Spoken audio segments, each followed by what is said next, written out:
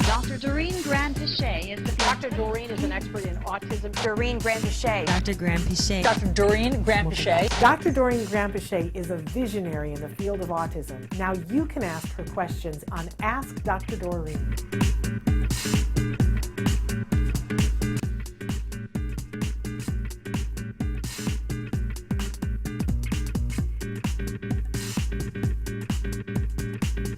Okay, I want to switch to this question that was written in earlier this week, and they said, hello, I'll start with a big thank you for your excellent practical advice. That's very It's nice. refreshing to see such a humble and down-to-earth autism expert. That's nice. Is that for me or someone? That is for you. That's so nice. That is for you, madam. Thank you. My question is, can I use reading to improve speech and comprehension? My 3 soon-to-be 4-year-old loves books, and we read a lot together.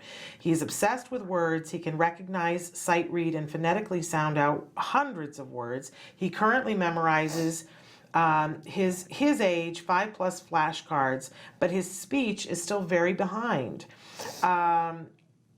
Still a lot of scripting and echolalia, and of course with his language delay he often does not understand what he is reading.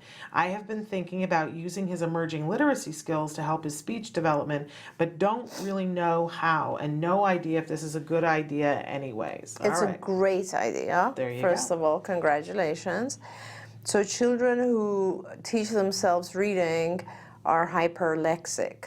And that is a very lovely thing, because most of our children who are hyperlexic become very fluent very quickly in language. And it is definitely because we use their ability to read to prompt their speaking and their language. And every program, if you get involved with our program and go on Skills, which is our curriculum, you'll see that in teaching points for every lesson, there's a way to do it visually, and there's a way to use words to provoke it, to prompt it, to speed things up. Very basic kind of summary of that is you want him to talk when you give him access to reading only if he reads it out loud. He will then start to say things out loud. And, you know, we've gone to the point where, like, we'll write, you know, full sentences on a piece of paper. Like, you'll write, hi, my name is John, or whatever it is, and you'll hold it up for the child, and the child will read it, right? And then you gradually start to reduce the size of the letters, so to the point where it becomes like a series of dots.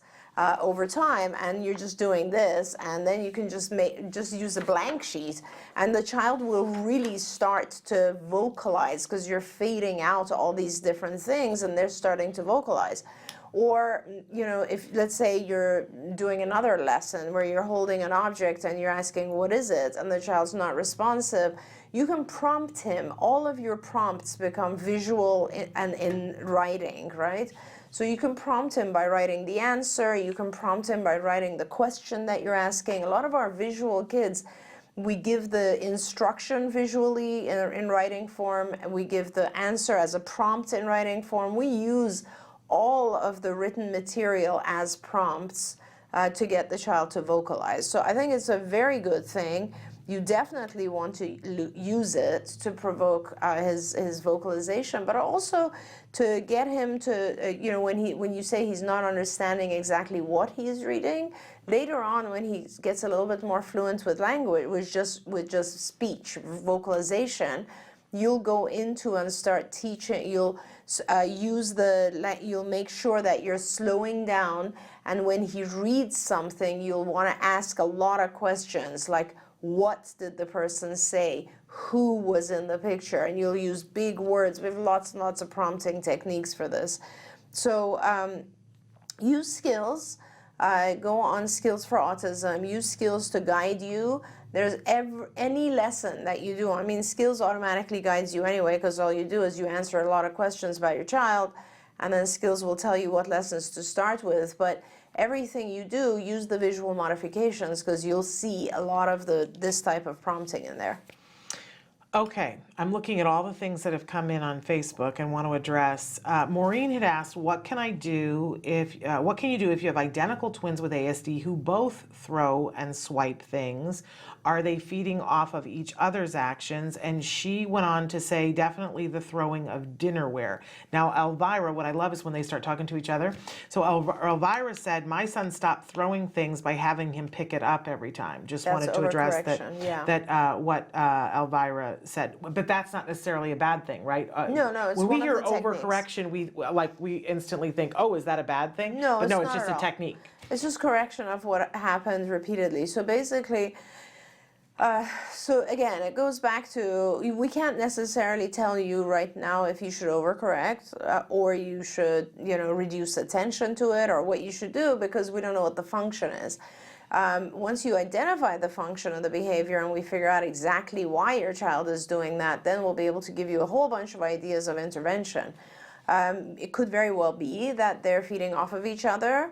It's possible because, as Shannon gave a great example earlier, where you said your son was thinking that this whole thing of jumping on Jim and climbing was a game. Yeah. And he's just trying to keep the game going. Yeah. And so it could very well be that the two boys are thinking this is a game, and where he swipes, I swipe, he swipes, I swipe, and it's a fun game. So if that is the case, obviously, as Shannon said, you need to make sure there's not stuff on the table, and you put one thing on the table at a time and you prevent them. So they learn that when there's an object on the table, I'm not supposed to swipe it.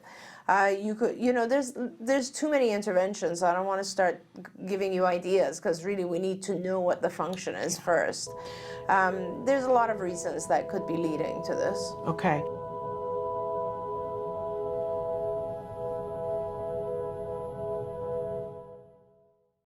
Hey, thanks for watching Autism Live. To subscribe, click here.